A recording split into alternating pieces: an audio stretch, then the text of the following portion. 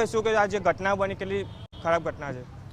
જો સૌપ્રથમ તો આ ઘટના ઉપર જ્યારે રિકન્સ્ટ્રક્શનની જાણકારી મળી તો ગુજરાત કોંગ્રેસ તરફથી અમારે અહીંયા આવું આવશ્યક હતું ને ગુજરાત કોંગ્રેસ તરફથી જે મહિલાનું અપમૃત્યુ થયું છે, હત્યા થઈ છે, એમને શ્રદ્ધાંજલિ આપવા માટે અહીંયા આવ્યા છે।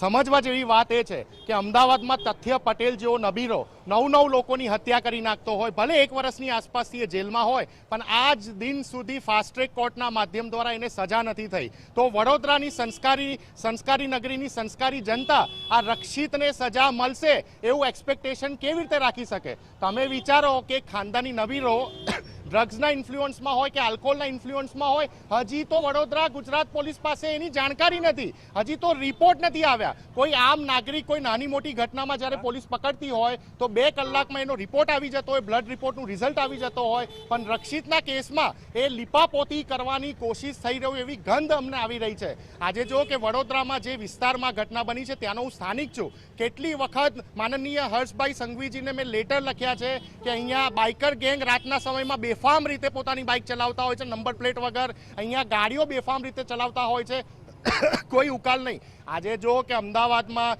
જે રીતે આવી ઘટના બને છે પછી પોલીસ ડ્રાઈવ કરે છે અને એવું કહે છે કે અમે 3 દિવસની અંદર 3000 દારૂ પીધેલા લોકોને પકડ્યા। અરે ભાઈ, ગુજરાતની જનતા જાણવા માંગે છે કે તમે વડોદરા હોય, અમદાવાદ હોય કે સુરત હોય, 3000 બુટલેગરોને ક્યારે એક સાથે પકડશો?